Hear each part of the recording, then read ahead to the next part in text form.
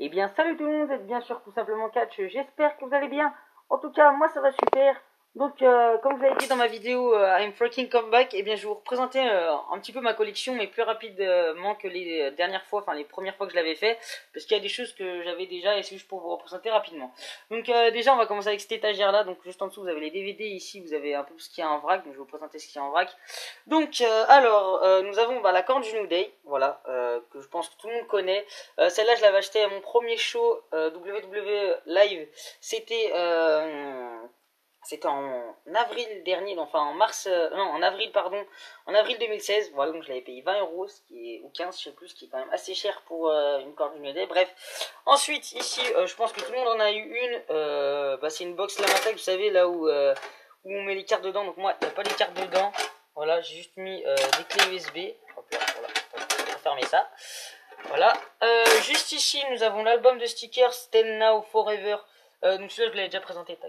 Je vous l'avais déjà montré. J'avais même ouvert des boosters, justement des stickers qui vont avec. Vous avez ouvert 2-3 boosters. Là, on a le livre Les 100 plus grands matchs de l'histoire.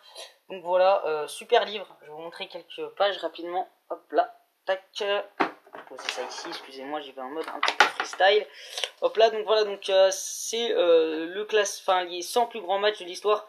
Bien sûr, ce n'est pas forcément vrai, parce qu'il y a des matchs que je n'ai pas vus et des matchs que j'ai vus. Je dirais pas que forcément c'est les meilleurs matchs de l'histoire. Voilà, donc là on a un petit Sami Zayn Cesaro. Lui, je l'ai toujours pas vu d'ailleurs, mais je crois qu'il est. Si, je crois que je l'avais déjà vu. Il est bon, mais non plus. Voilà, ce match par exemple, voilà, vous voyez, c'est un bon match, mais pour moi, il fait pas partie des 100 plus grands de l'histoire. Voilà, voilà, donc c'est fait comme ça. Donc ça c'est l'avant-match. Donc qu'est-ce qui s'est passé avant le match? Par contre le livre est en anglais, voilà, si ça intéresse des gens. Donc là vous avez le détail du match, tout ça, et après il y a l'aftermatch. Donc qu'est-ce qui s'est passé pour les superstars juste après, tout ça, c'est plutôt sympa. Voilà, je vous en remonte. Il y a même de très vieux matchs, par exemple The British Bulldog versus Nikolai Volkov, Iron Sheik, tout ça. Enfin c'est vraiment il y a de tout là. Il y a un petit John Cena versus Kurt Angle versus Shawn Michaels. Ah, t'as vu, le main event de dingue. Peut-être que je pense à acheter Taboo Tuesday 2005 ou 2006, je sais plus, du coup je n'ai pas regardé, parce que le main event a l'air vraiment lourd. Voilà, donc je repose ça ici, hop là. Là nous avons une figurine de Finn Balor, donc attendez, monsieur le cadreur s'il vous plaît, voilà, c'est bien si vous la cadrez.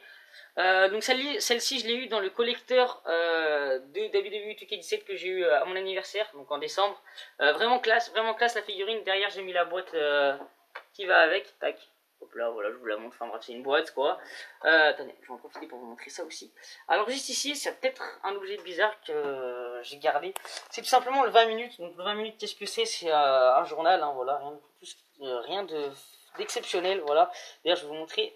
Donc, pourquoi je l'ai gardé? Parce que vous voyez, la WWE a fait la une de ce magnifique journaux. Et ça m'a vraiment fait plaisir quand j'ai vu ça. À ma grande surprise, voilà, donc on peut voir Chris Jericho et AJ Styles. En première page d'un magazine, ça fait plutôt plaisir. Tac, attends, je suis de vous trouver la bonne page. Tac, là ça parle de je ne sais quoi, il y a de la pub. Tac, voilà, c'est juste ici, un divertissement chic et shop, voilà. L'article, je l'ai pas trouvé forcément, j'ai pas trouvé qu'il dénigrait forcément le catch. Donc ça va encore. Franchement, si ça aurait été un article qui dénigrait le catch, je pense que je l'aurais pas gardé spécialement. Voilà, parce que je sais qu'à chaque fois qu'on parle du catch en général en France, c'est un peu pour s'en foutre de la gueule. D'ailleurs, gros fuck à l'émission Le Quotidien de C8 pour le reportage qu'ils ont fait sur le catch. Vraiment, encore, vous voyez, ça me dérange pas qui se moquent du catch, mais après, s'ils évoquent. Le problème, c'est que dans leur truc, je sais pas si vous avez vu dans le quotidien, ils ont parlé du catch, mais c'est qu'à aucun moment ils vantent ce que font les catcheurs, donc ça veut dire qu'ils ont quand même des prouesses physiques, tout ça, à aucun moment ils le précisent, et c'est vraiment quelque chose qui me dérange. Enfin bref, petite parenthèse terminée. Voilà, donc là on a le programme, donc ça je l'avais déjà présenté, je l'avais acheté à Paris en même temps que cette magnifique corde. Corde, pardon, excusez-moi, j'ai bégayé, je parle trop vite. Faut que je me calme. Donc voilà le programme, j'ai pas le rouvrir parce que sinon ça va durer 30 ans. Ici on a, alors ça j'en ferai une vidéo spéciale, donc c'est juste un album de stickers que j'ai acheté très récemment en Espagne parce que je suis parti en vacances là-bas. Donc voilà, donc ça je vous ferai une présentation de l'album, voilà, ça peut être sympa. Donc maintenant je vais vous montrer mes DVD qui sont juste en bas, donc j'en ai pas eu forcément beaucoup de nouveaux. Voilà, je vous montre rapidement. En nouveau que j'ai eu récemment, il y a eu Backlash 2007, d'ailleurs que j'ai vu qui est bon, mais je m'attendais à meilleur parce que on disait j'ai entendu beaucoup de personnes dire que c'était le meilleur pay-per-view de 2007. Il est bon, hein, le main event et le Undertaker by Style sont énormes, mais après le reste c'est pas non plus oufissime. Voilà, sinon j'ai acheté WrestleMania 24, vraiment bon le WrestleMania 24, je pense que c'est l'un de mes préférés. Voilà, ensuite voilà, on a tout ça, Royal Rumble 2009, SummerSlam 2009 que j'ai en version métallique, ça change pas grand chose, voilà. J'ai acheté WrestleMania 32 parce qu'il était en promotion à Auchan, voilà, et là j'ai des petits DVD TNA, les coffrets qui sont juste ici, voilà. C'est un peu tout pour ça, donc maintenant on va passer au mur. Sur le mur il y a quand même pas mal de choses.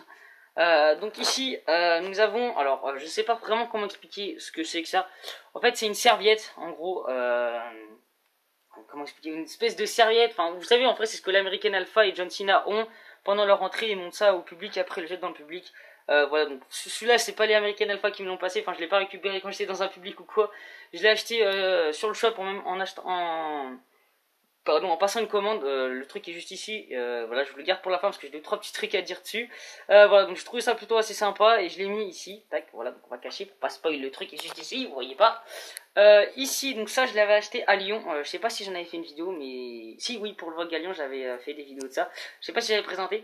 Donc qu'est-ce que c'est? Bah c'est une photo de Seth Rollins dédicacée, donc c'est pré-dédicacé, donc ce qui veut dire qu'il l'a pas dédicacé devant moi, c'est ça qui m'embête un peu. Voilà, donc, mais sinon c'est vraiment faux marqueur. Après, est-ce que c'est fait par lui? Je l'espère. Je pense quand même ils doivent faire ça pendant qu'ils sont dans l'avion, tout ça, dans les cars, tout ça, pendant qu'ils n'ont pas grand chose à faire, quoi. Donc voilà, cette Rollins officielle autographe. Que j'ai quand même payé 20 €. Certains diront que je me suis fait un petit peu pigeonner. Mais écoutez, moi je trouve que c'est plutôt classe. Voilà, j'aime bien personnellement. La photo est classe.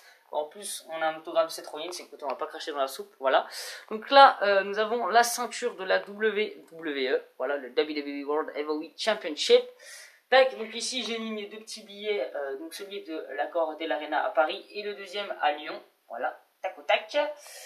Juste ici, nous avons un petit poster de Hell in a Cell 2014. Donc pourquoi il est là, je ne sais pas. Clairement, je sais pas. Ça fait longtemps qu'il est là et j'ai pas pensé à le bouger spécialement. Donc écoutez, il va rester là encore un petit peu. Parce qu'en plus, Hell in a Cell, c'est pas vraiment un show que j'ai surkiffé. En plus de 2014, j'en ai pas grand souvenir en tout cas. Tac, donc ici on a une petite carte, donc je sais pas si vous allez bien voir parce que là il faut que je grimpe. En fait c'est une carte, j'hésite à la descendre, attendez, bougez pas, je vais descendre la carte et je vous la montre. Donc voilà de retour après avoir décroché la carte, donc j'espère que vous la verrez bien parce que j'ai pas une qualité de caméra exceptionnelle. Donc en fait qu'est-ce que c'est? Tac, ça je l'ai eu dans l'édition pareil aussi de WWE 2K17, donc l'édition collector.